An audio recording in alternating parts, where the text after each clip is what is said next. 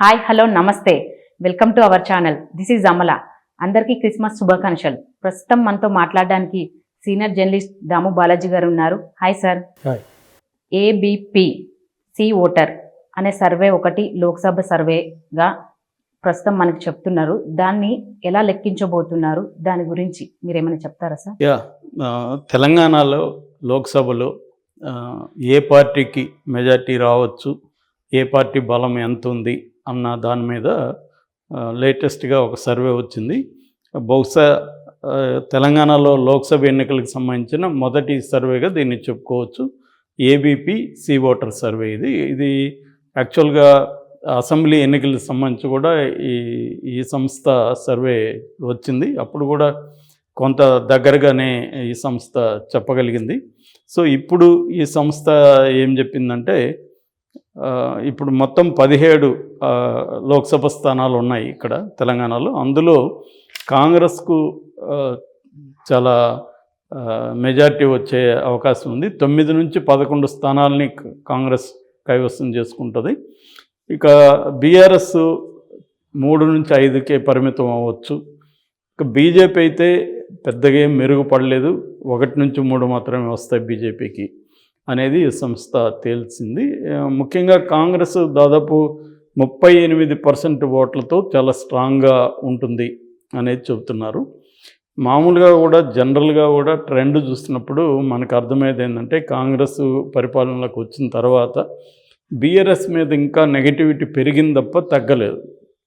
దానికి ఒక కారణం ఏంటంటే, కాంగ్రెస్ వ్యూహాత్మకంగా వ్యవహరిస్తూ గతంలో బీఆర్ఎస్ 10 ఏళ్ల పరిపాలనలో ఎలాంటి అవకతవకలు జరిగాయనే దాని మీద ప్రధానంగా ఫోకస్ చేస్తుంది. దానికి సంబంధించి మొదటగా ఎలక్ట్రిసిటీ డిపార్ట్మెంట్లో స్టార్ట్ చేసింది. ఆ డిపార్ట్మెంట్కి సంబంధించిన 3 రకాల సంస్థలునే 3 రకాల సంస్థలు కలిపి దాదాపు 81,000 కోట్ల అప్పులు చేశాయి అనేది ప్రధానంగా ఫోకస్ చేశారు. అలాగే వివిధ రంగాల్లో అప్పులు ఎన్ని చేశారనేది ఒక శ్వేతపత్రం కూడా ప్రవేశపెట్టారు. ఆ శ్వేతపత్రంలో మొత్తం 6,71,000 కోట్ల రూపాయలు అప్పు చేసింది గవర్నమెంట్. ఈ గవర్నమెంట్ అంటే తెలంగాణ వచ్చిన నాటికి 72,000 కోట్ల అప్పు ఉంటే ఎవ్రీ ఇయర్ అది 24% పెరుగుకుంటూ వచ్చి ఇప్పటికీ 6,71,000 కోట్లకు వచ్చింది అనేది చెప్పడం. అట్లాగే అసెంబ్లీలో కూడా ప్రధానంగా ఒక్కొక్క రంగంలో ఈ ప్రభుత్వ వైఫల్యం ఏమిటి అనేదాన్ని ప్రధానంగా ఫోకస్ చేశారు. దానికి ప్రతిస్పందనగా బీఆర్ఎస్ అనేక పద్ధతుల్లో కౌంటర్ ఇచ్చినప్పటికీ కూడా సమర్థవంతంగా వేయలేకపోయారనేది ప్రధానంగా ఉంది. అంటే శ్వేతపత్రంలో ప్రధానంగా కాంగ్రెస్ పార్టీ ఫోకస్ చేసింది ఏంటంటే, ఎట్లా గవర్నమెంట్ ఫిజికల్గా అంటే ద్రవ్యలోటు ఎలా తీసుకొచ్చింది, అంటే ఒక ఆర్థికంగా బలమైన రాష్ట్రాన్ని ఈ ప్రభుత్వం ఎలా అప్పుల్లోకి ముంచేసింది అనేది వాళ్ళు బలంగా చెప్పారు. కానీ బీఆర్ఎస్ వాళ్ళు దాన్ని కొంచెం లేటుగా మేలుకున్నారు దాన్ని కౌంటర్ ఇవ్వడానికి. ఇప్పుడు శ్వేతపత్రానికి బదులుగా శ్వేతపత్రం అని ప్రవేశపెట్టారు. ఆ శ్వేతపత్రం అనేది పెద్ద ఫోకస్ కాలేదు. ఆ శ్వేతపత్రం అనే పేరు కూడా అంత ఇంట్రెస్టింగ్గా లేదు.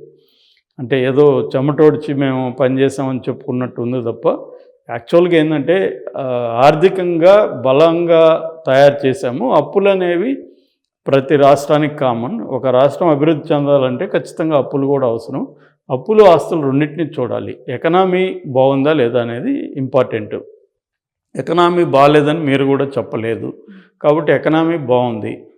అనేక రాష్ట్రాలతో పోలిస్తే ఈ రాష్ట్రంలో జీడిపి కావచ్చు, తర్వాత తలసరి ఆదాయం కావచ్చు, ఉత్పత్తుల విషయంలో కావచ్చు, పంట ఏకరేజ్ అంటాం. గతంలో ఇన్ని ఎకరాల్లో పంట పండించేవాళ్ళు ఇప్పుడు ఎంత పండిస్తున్నారు, అట్లాగే ఇండస్ట్రీస్ ఈ 10 ఏళ్లలో ఎన్ని వచ్చాయి, మొత్తంగా ఓవరాల్గా సంపద ఏ రూపంలో పెరిగింది, ల్యాండ్ వాల్యూస్ కావచ్చు, రియల్ ఎస్టేట్ కావచ్చు, ఐటీ ఉత్పత్తులు కావచ్చు, ఇవన్నీ ఏ సెక్టర్లో పెరిగాయి.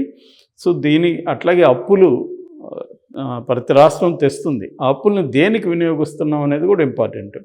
సో ప్రధానంగా అంటే ఒక కాళేశ్వరం లాంటి అతిపెద్ద ప్రాజెక్టు, సాగునీటి ప్రాజెక్టు, మిషన్ భగీరథ లాంటి తాగునీటి ప్రాజెక్టులు, ఈ 2 పెద్ద ప్రాజెక్టులు తీసుకొచ్చారు.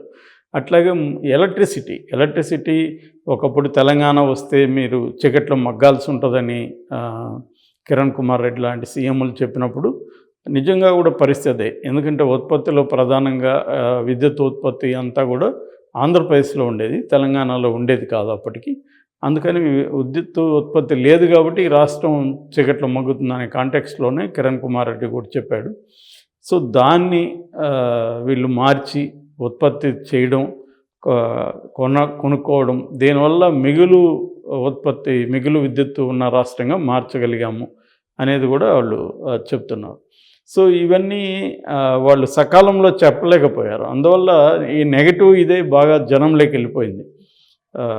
ఈ ప్రభుత్వంలో అనేక అక్రమాలు జరిగాయి అన్న విషయము, తర్వాత అవినీతి జరిగింది, అప్పులు చేశారు, రెండవది కేసీఆర్ అహంకారం అనే విషయాన్ని కూడా వీళ్ళు బలంగా తీసుకెళ్ళగలిగారు. ఇంకోటి బీజేపీ కాంగ్రెస్ కుమ్మక్కైపోయినాయి అన్న విషయాన్ని కూడా ఎలక్షన్ ముందే గట్టిగా తీసుకెళ్ళగలిగారు. సో ఈ ఫ్యాక్టర్లు అన్నిటి వల్ల ఈ తర్వాత కూడా అంటే ఈ ఎలక్షన్లు అయినాక కూడా ఇప్పటివరకు అయితే బీఆర్ఎస్కి అనుకూలంగా ఏ రకమైన షిఫ్ట్ అనేది ఏమీ లేదు. కాకపోతే ఏంటంటే ఒక రాష్ట్రంలో ఎన్నికలు జరిగేదానికి ప్రాతిపదిక వేరే ఉంటుంది, సెంట్రల్ లోక్సభ ఎన్నికలకి ప్రాతిపదిక వేరే ఉంటుంది.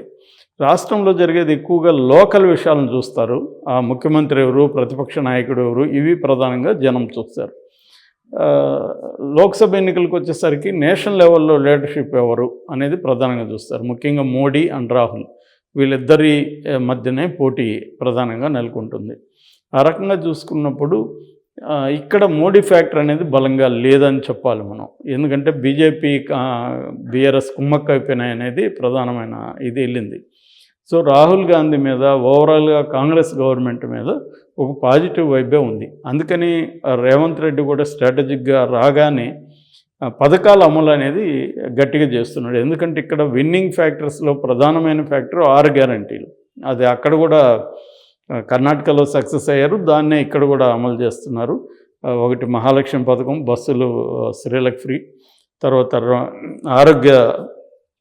రాజీవ్ ఆరోగ్యశ్రీ 10 లక్షలకు పెంచడం, తర్వాత 2500 వరకు ఈ ration card, white ration card ఉన్న మహిళలకి అందించడం, తర్వాత గ్యాస్ 500 రూపాయలకి ఇవ్వడం, తర్వాత 250 యూనిట్ల వరకు గృహాల్లో ఉచిత విద్యుత్ ఇవ్వడం ఇళ్ళకి, తర్వాత రైతు భరోసా, తర్వాత బియ్యము, సన్న బియ్యం ఇవ్వడం, ఇందిరమ్మ ఇళ్ళు, 2 లక్షల వరకు రుణమాఫీ, ఇలాంటి అనేక హామీల్ని కాంగ్రెస్ ఇచ్చింది. ఆల్రెడీ అక్కడ కర్ణాటకలో అమలు కూడా చేస్తున్నాం అని చెప్పింది. అందుకని ఇక్కడ ఈ పథకాల అమలుకు కసరత్తు కూడా స్టార్ట్ అయింది. అంటే ఈ ఎన్నికల లోపు ఫిబ్రవరిలో కానీ మార్చిలో కానీ నోటిఫికేషన్ వస్తుంది. ఈ లోపలే ఈ పథకాలను అమలు కానీ మనం చేయగలిగితే పాజిటివ్గా ఉంటుంది కాంగ్రెస్ పట్ల అనేది కాంగ్రెస్కి కూడా టార్గెట్ ఏంటంటే 17లో కనీసం 10 to 12 అన్న విన్ అవ్వాలి అనేది రేవంత్ రెడ్డి కూడా పట్టుదల ఉన్నాడు. ఎందుకంటే ఆయన ఇప్పటికీ పిసిసి ప్రెసిడెంట్, ఆయనే, ఎవరు మార్చలేదు ఆయన్ని. ప్రస్తుతానికి ఎలక్షన్లో ఎవరికి ఆయనే ఉంచుతారని చెప్తున్నారు. ఎందుకంటే ఇప్పుడు మారిస్తే అనవసరమైన గందరగోళం వస్తుందని. సో ఆయనకు కూడా ఏంటంటే మన కాంగ్రెస్ పార్టీకి మేజర్గా సీట్లు ఇక్కడ ఈ స్టేట్ నుంచి ఎన్ని వీలైతే అన్ని ఇవ్వాలి అనేది ఆలోచిస్తున్నారు.